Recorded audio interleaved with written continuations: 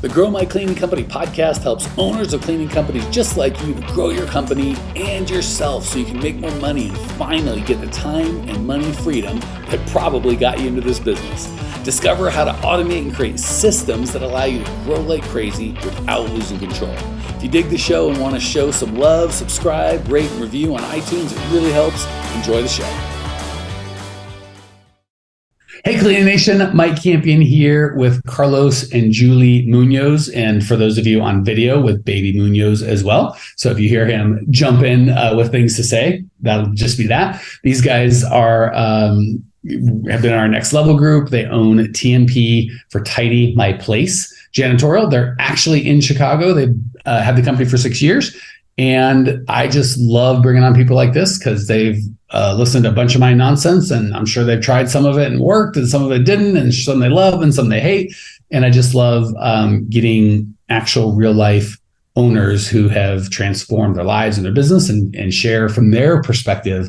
We spend a lot from our team telling you what we think or we see working from, coach's perspective, helpful, but it's always good to hear clients' perspective because they can kind of be like not just, we know it works empirically in terms of if you do this, you'll get this, but they can kind of give you like, that kind of sounded full of crap and we didn't like doing it. And here's how that felt, or here's how we experienced, here's how it felt doing it, what worked really well for us or really poorly on a more granular level. So as opposed to us just telling you like, here's generally what works for everybody, they can tell you here's exactly what worked for us and here's what we liked or didn't like, or here's how we felt experiencing that. And I got to be honest, for those of you on video, I've seen Julie many times. This is the nicest she's looked. Carlos looks the same. So for dudes, we're like going to be on a video podcast. No, nobody cares. Julie is actually momming as we speak, all hair and looking all gorgeous. So don't think I don't notice when it's just me. Judy's like, you don't get them. And sorry, I didn't dress up for the calls. Yeah, nothing. But now in podcasts, like, oh no, this is put together. Julie, I'm like, who's the professional chick? We do it every once in a while. All right, good. So anytime you want, have a nice night out with your bride, call me. We'll do a podcast right before, Julie will be looking all fly, and then you guys can go out and have a good time. All right. So I always like starting just so people, if we start at the end, people are like, well, they're different or they're smart or they were born lucky or, they have something different. So I like kind of starting at the beginning or when we met, when you reached out, like, hey, things aren't working. We're struggling. So people can identify like, oh, I have those struggles or I didn't. So and it's been a couple of years since we worked together. So I have also forgotten and like to hear when you reached out reached out. Is that the right? I don't know if that's all you grammar teachers out there. My apology if when you reached out is not a correct sentence. What made you reach out is a better way to go. What was not working? What were you hoping you get help with? Like kind of paint us a before picture, if you would. I say you can do that one, Julie, just because like initially we heard it through a podcast when Julie joined the lead, and she can kind of give you her. Yeah, so I had started the company and Carlos was helping me out. We weren't married yet. And then he told me about your podcast. He's like, I've been listening to this guy. He's got some great stuff. Like, I think it would help you a lot in your business. And at the time I knew I had a business, but I had no way of mapping, like, is it actually going well? Am I making money? Am I ready for growth? So I didn't have a lot of pain, but I knew I would soon if I didn't answer those questions. So I reached out to just pretty much say, I know this business could be more. I don't know if it's great or not. Like, I want to join the program. So I did the initial, 9-week program. And I would say at that time, it saved my business. I realized in some accounts I wasn't making money, changed pricing, upped revenue with a few simple decisions. And at the end of it, I thought, wow, my business would not have lasted past this year had I not received the coaching that I did from Mike. And then fast forward a few years, we got married and we decided we were going to run the business together. But in looking at it, it hadn't grown. You said some really important stuff. So I want to hear that, yes. But I'm going to forget. So let me comment and then I'll let you pick right up. So one, just as an observation, it's funny how a lot of times the spouse doesn't always have to be the man or the woman, but the non-owner, the helper, or the one that has a job or whatever, is always recommending the podcast because they're so sick, not saying this was in your case, like, I can't coach. I'm just so sick of hearing the same problem. Like, listen to this other guy. So I love that Carlos like, what do you listen to this guy? There's the assumption and leave me the heck alone. Not that Carlos would have, but it's just, that's funny. More importantly, I want to give you a big compliment, Julie, and call this out because this is very unusual. Unfortunately, I'd say over 80%, maybe over 90% of the people come to us in massive pain. So I love, Julie, your proactiveness of things felt okay. And I knew that it maybe wasn't going to be great in the future. Like I was more future-proofing my business that's so proactive. Humans are naturally very good at solving problems when there's pain, but not good at preventing problems. So I just want to encourage you personally, like, good job for not waiting until everything's a dumpster fire and then like, come put this out. And for those listening, you don't have to wait until everything's a bloody mess to get it fixed. And oftentimes when people don't think it's that bad, they kind of come in like, holy crap. Like, so you didn't come going, most people come to us going, if I don't get this fixed, my business isn't going to make it. You came going, I think we're okay. And then in retrospect, which I'm glad that we did meet you and it didn't turn terrible. In retrospect, you're like, I don't know that my business would have made it. So just wanted to encourage you on being in the minority of let's do something proactively as opposed to let's just wait until everything's on fire. And I want to encourage Clean Nation, be a Julie, don't be the majority, which is like, everything's going to be fine. It'll work itself out. I'm going to try this new thing with Google, or there's always a new thing we think we're going to try. We've tried 17 new things before that didn't work, but this new thing, that's going to be the one. So I just wanted to encourage you on that. Continue with your narrative. Okay. So then we were doing the business together about a year and a half ago, and similar spot, but we were looking back saying the business, again, like the business is okay, but we haven't grown. So what do we need to do to, excuse me. Yeah. What do we need to do to get it to the next level, to grow? We need it to make more revenue, and we need to know like our specific roles more defined. So. Okay. And what we might have a baby, we might have an angry baby. We may or may not, it might be us just being Carlos now. So we can talk for real now that she's gone. So what was I love that, because we don't really do a lot of the spouse's perspective, certainly not where they're dating, kind of got married. Like, what was your experience? Yeah, just if you tell the same story from your perspective, I think that'd be very helpful to a lot of owners out there.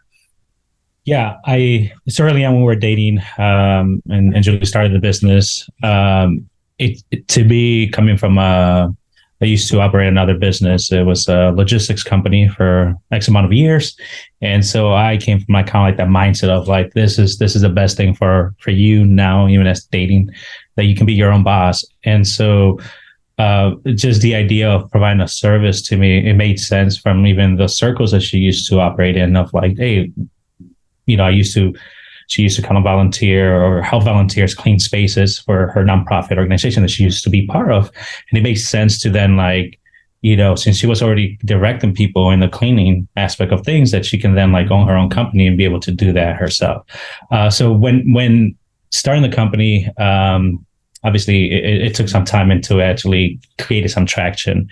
But kind of fast forward into about a year and a half ago, the logistics company that I used to manage was just not doing as well as I thought.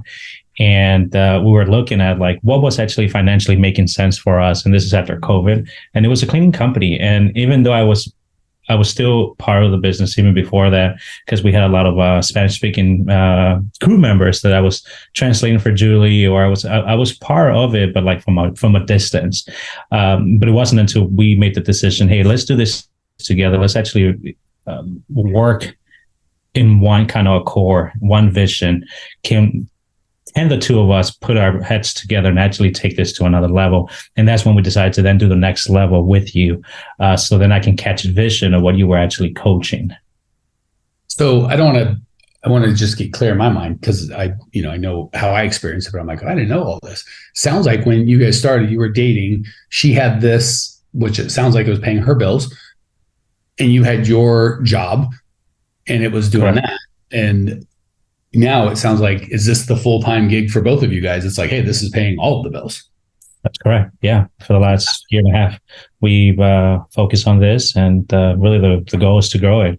And with your systems and what you actually coach us with, it's made a big difference in how we see our business now. So for the guys and gals out there listening who want a big difference, what was the biggest kind of win you had? So they go, oh, I want that win. And what would you say would be the top one or two contributors that got that result for you? Yeah, I would say just the clarity in goals, the goals that we set ourselves with, but also just like the roles that we play in the business, right? So just having like good boundaries and like, this is what I do, this is my lane, this is your lane, but also kind of like keeping, I would say, a good accountability of like, hey, we're going after this, like we knew that we needed some help, right? And that was you. And so for me personally, it was like kind of honing in and really just the marketing aspect of the business, the marketing, and actually looking at how we can actually drive more sales, and that being kind of like my sole focus. So I would say really clarity and defining our roles in the business. So let me put words back in your mouth. You can tell me if I'm tracking or if I've missed. What I hear you saying is before you were a little muddy on the most important things that should be done. So you weren't sure what should be done as a global piece. And then if you're not clear on the important things that need to be done, how can we break it into who should be doing what when we don't know what the big what of what should be getting done? Is that fair or did I miss? Yeah, that's absolutely right. So I think that, so with the coaching that we received, I think it was easy for me to identify, hey, what is actually driving this business forward, right? So because before it was more like we just kind of just had some like clients that were maybe word of mouth type of thing, right? And so we were not actively trying to grow the company because, for one, I think it was just kind of scary of like, if we grow, like, do we have the systems in place? And we didn't. Like, so we had stuff running, but it was, I think it kind of just happened rather than we were intentional. So when we kind of became more intentional and more proactive after going after things, I think the clarity was there, and it just made sense to actually do it together. So again, I'm going to keep repeating because I think I'm getting you. What I hear you saying is when you were kind of earlier on, you've had a just general gut feeling like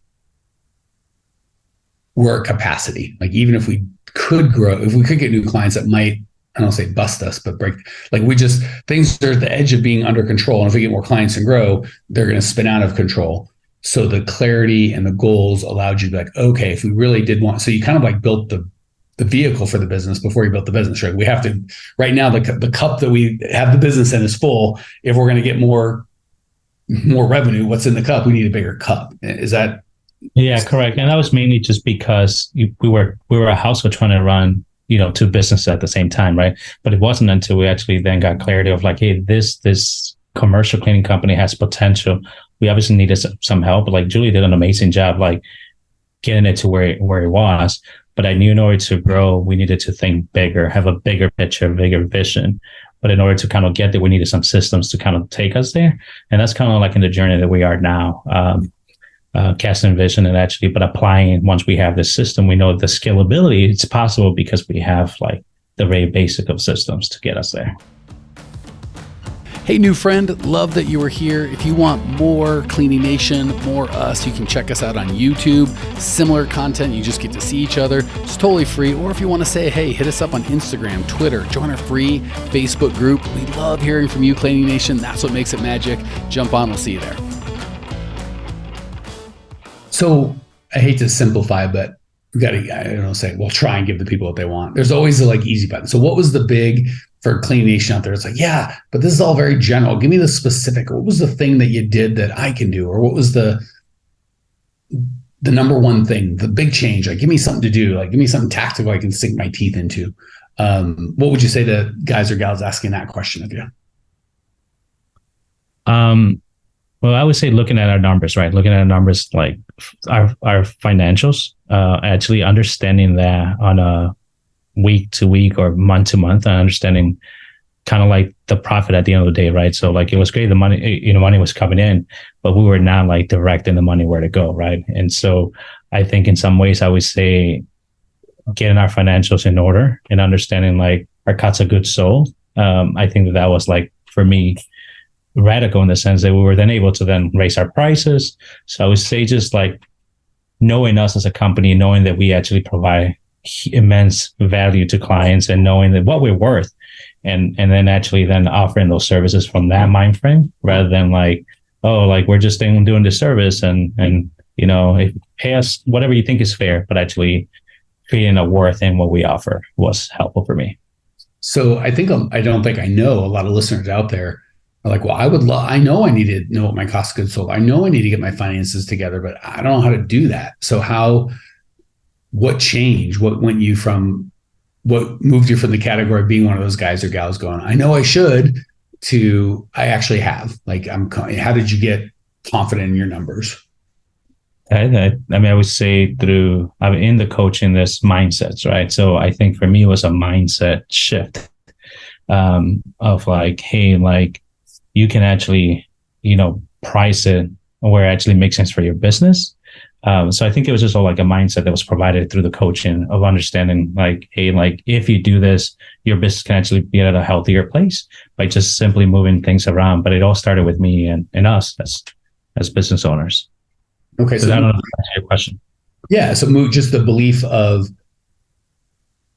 we can choose our, like, it sounds like you were kind of we just have to get customers whatever price we think we can get because we're not really clear on the value that we bring or what that's anchored to going, I know what it costs to make this happen. I know what a fair profit is. And we can say no to a client, or a client can say no to us on price. And that doesn't mean we priced it wrong or that we're bad or that we're insane. It just means that client's not a fit for us at this time. Am I oversimplifying, or is that? Yeah, no, that's exactly correct. All right. So maybe, I don't know if she wants to add anything in that, but I was going to ask her the kind of a similar start with that same question, because we're running out of time to wrap. So for you, Julie, what was the big, I hate to simplify because everyone just wants the easy button. It's like there's 1,000 small steps, but we'll do our best. For you, what was the big thing that you felt had the most leverage, right? Where you're like, I can do this fairly quickly with not a tremendous amount of, if Cleaning Nation's like, if I could just do one thing to make the biggest difference based on your experience, what would that be? Yeah. So I have two things, and there are definitely things I felt strong resistance on when you brought them to the table, or one of your mindset coaches brought them to the table. Those are my favorite, by the way. It's not the ones where like Mike told me to do it and it made perfect sense and I did it immediately, because those are few and far between. So now, and I'm doubling your work. So now I'm going to ask two questions. A, what were they? What did you do? And all that. But how did you shift from this is crap, he can't make me do it, I know he's wrong, to not only did I do it, but I'm telling other human beings to do the same thing, so they can kind of go, okay, because they're going to have that same resistance you did. And you'd be like, I was there, sister. I was there, brother. I felt that way. So walk us through not just the physical, what you did, but the mental, how you made that shift. Because I think that's probably the harder part. Okay, we'll try.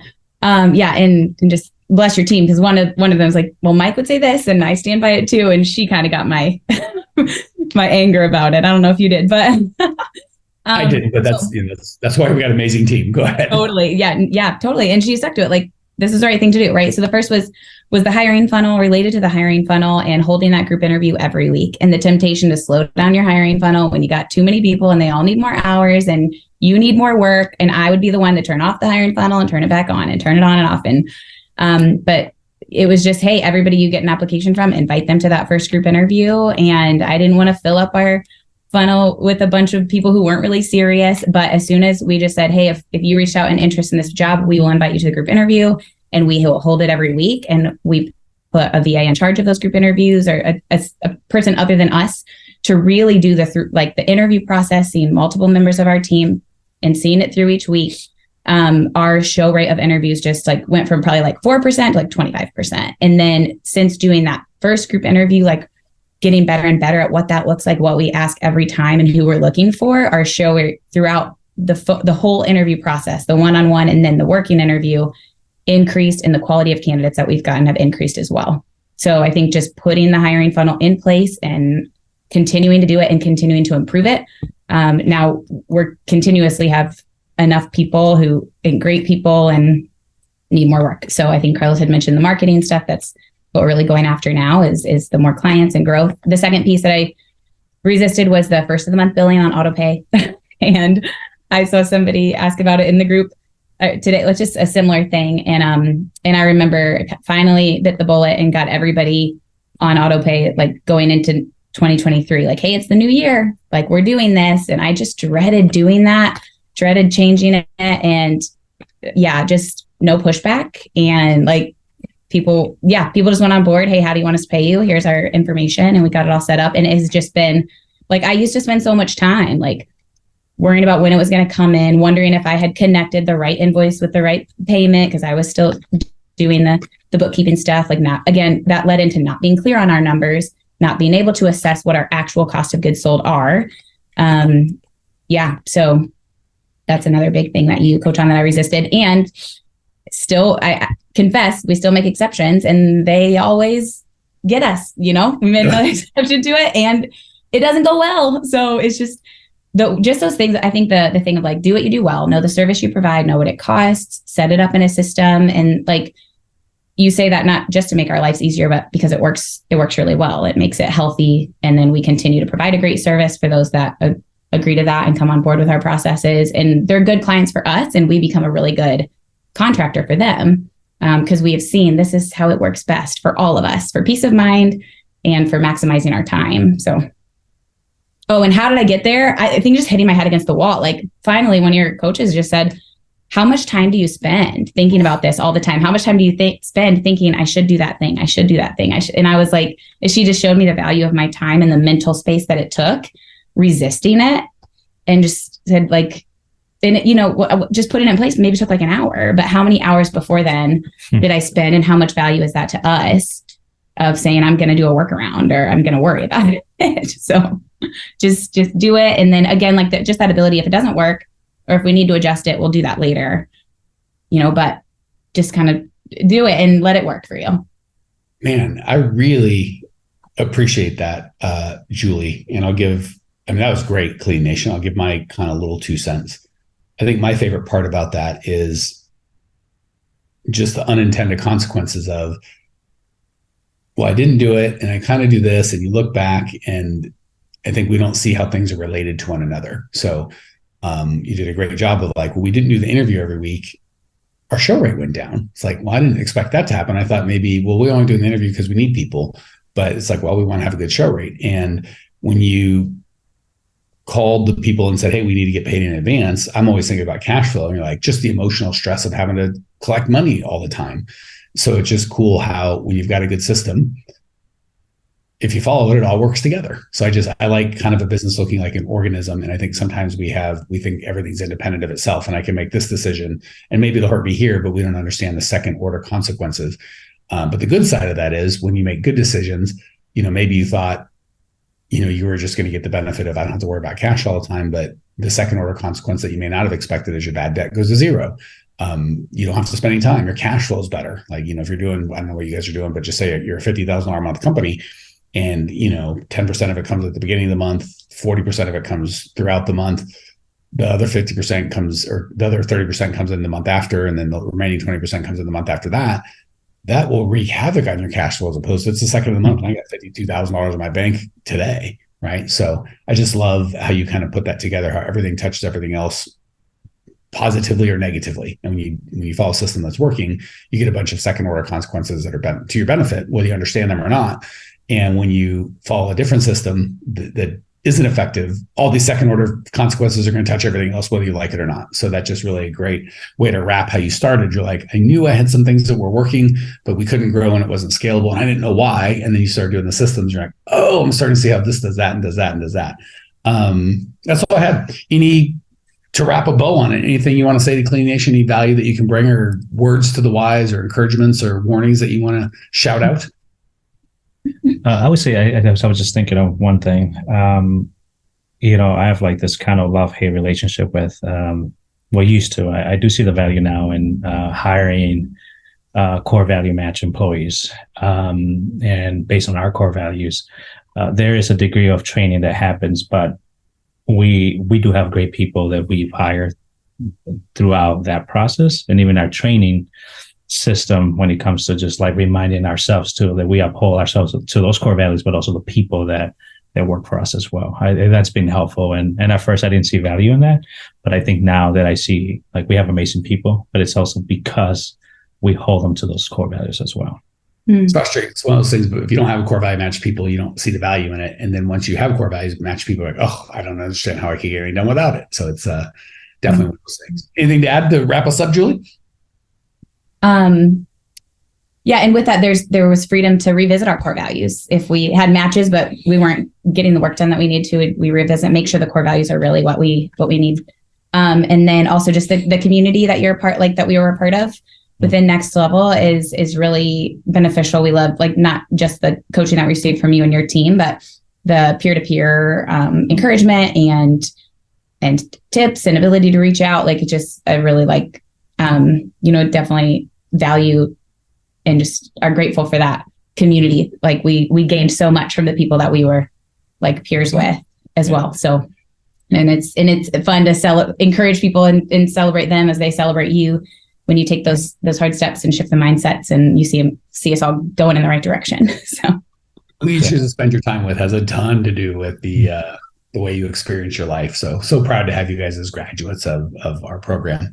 All right, guys, gals, if that's been valuable, growingcleanandcovered.com's got all the free stuff that you need. I think there's over 1,000 podcasts, the Facebook community, all sorts of stuff. Check it out now. See you there. Well, here we are, the end of the podcast, and you made it. Great job. I've got a little bonus for you for sticking through with me. But like I mentioned before, if you got value out of this podcast and you want to show a little love, subscribe, rate, and review on iTunes, Spotify, wherever the heck you're listening to this thing. Share it with a friend. Share the love. And as a special thank you for those of you that stuck with me to the end, how about I give you my personal phone number so we can text? It's a great way for me to get to know you, your business, your goals personally. So shoot me a text now, 602-932-6431, 602-932-6431. I am the only one who responds to these texts, and I will personally respond to everyone I possibly can as long as this number is manned. Don't know how long we're going to keep this at the end of the podcast, so grab it now, 602-932-6431. Give me a text, say hey, can't wait to meet you.